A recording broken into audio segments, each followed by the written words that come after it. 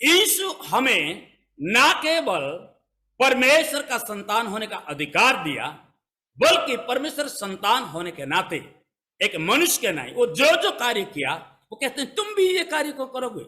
और उन कार्यों में से एक कार्य बहुत स्पष्ट करके बाइबल में लिखा गया है कि परमेश्वर का पुत्र यीशु मसीह पृथ्वी पर शैतान का सारे कार्यों को नष्ट करने के लिए आया।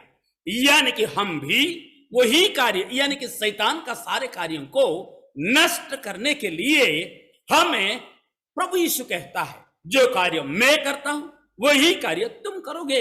Hallelujah, hallelujah.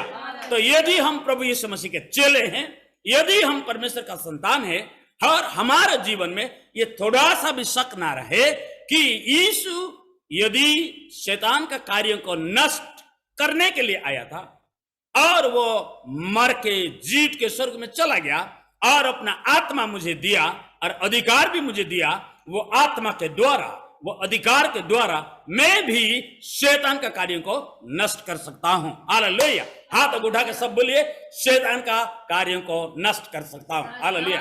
हाँ, इसीलिए मैं विश्वासी बना। सब हाथ उठा के बोलिए, मैं इसीलिए विश्वासी बना हूं कि शैतान का कार्यों को मैं नष्ट कर सकता हूं। क्या है वो शैतान का कार्य? शैतान का कार्यों को अगर आप समझना चाहेंगे तो एदन उद्यान में जब हम जाते हैं तो हम अच्छी तरह से एक बात स्पष्ट रीति से समझते हैं कि शैतान किस तरह से मनुष्यों के साथ, झूठ के साथ वो उनको गिराना और नष्ट करना चाहता है। यानी कि शैतान का कार्य झूठ है। शैतान को कहा गया है झूठों का पिता है। इसीलिए यीशु मसीह जो शैतान का कार्यों को नष्ट करने के लिए आया, वो कहता है सत्य मैं हूं।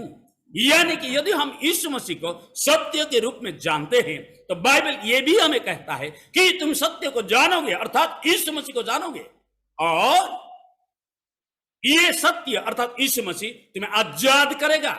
किससे? झूठ से। वो झूठ कौन है? शैतान है। यानी कि हमारा जीवन में आज जितने भी तकलीफ और परेशानियां, हार और घबराहट, डर और गिरावट, ये सब के पीछे एक ही कारण है। कहीं ना कहीं विश्वासी होने के बाद भी हम झूठ को पहचान नहीं पाए, उसको हमारा मन में बैठने दिया, हमारा हृदय में बसने दिया। और ये जो शैतान का झूठ हमारे मन में बस गया है, हृदय में ये ठहर गया है, ये भी क्या करता है कि एक धाड़ी के ऊपर दूसरा धाड़ी, एक झूठ के ऊपर दूसरा झूठ, ऐसा करके ये किला बनाता है और वो गढ़ जैसा अंदर बना हुआ होता है।